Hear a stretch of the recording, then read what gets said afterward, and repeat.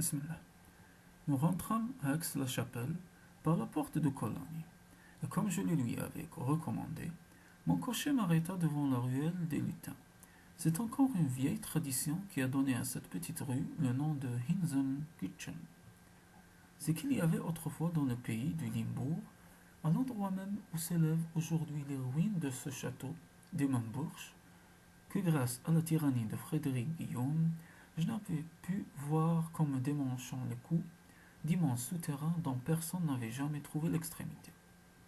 Ces souterrains, déserts en apparence le jour, devenaient la nuit la demeure de ces bons lutins de la famille des Trilby, dont Nodier nous a écrit l'histoire. Là, ces gracieux enfants de la terre, aux malices innocentes et aux folles joies, se réunissaient dès que le soleil était couché et restaient jusqu'à 1 heure du matin, rangés autour de longues tables, chantant des chansons dans une langue inconnue et trinquant dans de petites coupes d'or, dont le choc imitait si bien le tintement d'une clochette qu'un jour, un berger qui avait perdu sa génisse, croyant qu'elle s'était enfoncée dans les souterrains, y descendit, guidé par le sang, et vit tout ce monde joyeux et souterrain buvant ses vins exquis et chantant ses folles chansons. Alors il comprit que ce bruit qu'il avait pris pour celui de la clochette de sa génisse était celui de petites timbales d'or, et il se retira aussitôt, sans que les lutins, qui cependant l'avaient vu, lui eussent fait le moindre mal. Mais le berger ne leur garda point le secret qu'il espérait de lui.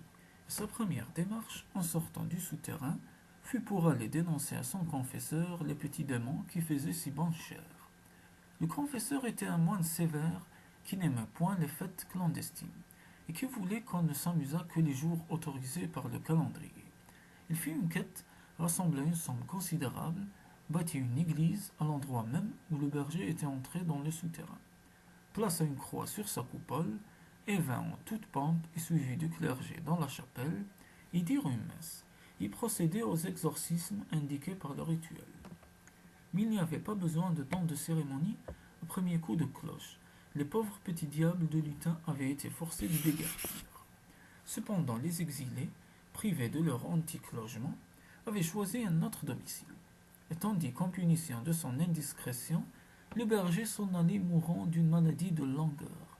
Il s'était installé dans les souterrains d'une tour située entre les portes de Cologne et de Saint-Cole, mais hélas, les pauvres petits diables n'avaient point eu le temps, en quittant leur domicile, d'en emporter le mobilier qui le garnissait, de sorte qu'ils n'avaient plus ni plat d'argent ni timbales d'or, de sorte qu'il leur fallait chaque fois qu'ils avaient à célébrer quelque fête emprunter des chaudières, des casseroles et des verres aux habitants des rues voisines, ce qu'ils faisaient en entrant dans les maisons par les cheminées et en emportant avec grand bruit les ustensiles dont ils avaient besoin, et que les habitants retrouvaient le lendemain soigneusement rapportés à leur porte. Ils comprirent donc qu'il valait mieux, lorsque certains signes, comme le pétillement du feu, comme le hennissement des chevaux, comme le frémissement de la batterie de cuisine, leur annonçaient que c'était jour de fête chez les lutins, mettre d'eux-mêmes à la porte de leur maison les ustensiles que les visiteurs nocturnes avaient l'habitude de leur emprunter. Et ainsi en agirent-ils. Les lutins, reconnaissants, ne firent plus aucun bruit, et les habitants des rues avoisinantes, la tour, purent enfin dormir. Mais il arriva qu'un soir, 2 braves soldats qui étaient logés à l'hôtel du Sauvage, justement situé dans la rue qu'on appelle aujourd'hui la ruelle des lutins, virent l'hôtelier qui recurait les casseroles avec un soin tout particulier, et qui, lorsqu'elles étaient brillantes, comme de l'argent, les mettait sur le pas de sa porte. Ils lui demandèrent alors dans quel but il se donnait tant de peine.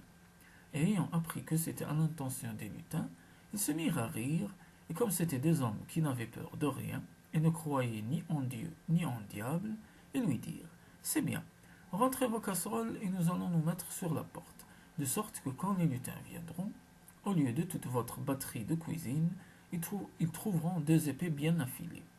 L'hôtelier fit tout ce qu'il put pour les empêcher de commettre cette imprudence, mais les 2 soldats relevèrent leurs moustaches en jurant le nom du Seigneur, de sorte que l'aubergiste leur tira sa révérence et les laissa faire à leur volonté.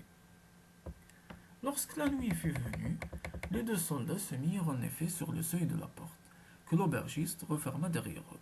Pendant quelque temps, il les entendit causer amicalement, puis lorsque vinrent les 10 heures du soir, il les entendit hausser la voix, puis se disputer, puis croiser les fers. Pendant quelque temps, il put suivre les cliquetis des épées. Il cessa tout à coup et un profond silence lui succéda.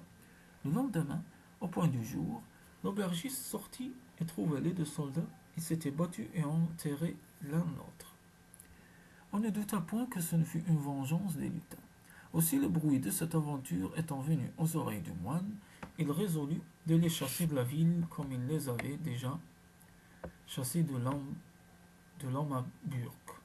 En conséquence, armé d'un bénitier et d'un goupillon, il descendit dans les souterrains de la tour et les aspergea entièrement d'eau bénite, en accompagnant chaque aspersion des paroles puissantes qui déjà une fois les avaient chassés. Depuis ce temps, les lutins ont quitté Aix-la-Chapelle, et nul ne sait ce qu'ils sont devenus.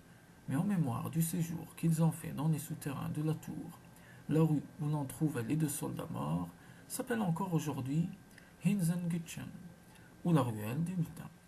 Comme nous n'avions plus rien à avoir à Aix-la-Chapelle, nous rentrâmes vertueusement dans l'hôtel du grand monarque avec l'intention bien arrêtée de partir le lendemain matin et d'aller coucher à Cologne. Or, comme aucun lutin ne vint contrecarrer ce projet, le lendemain à 6 heures du matin, nous mîmes en quittant Aix-la-Chapelle sa première partie à exécution.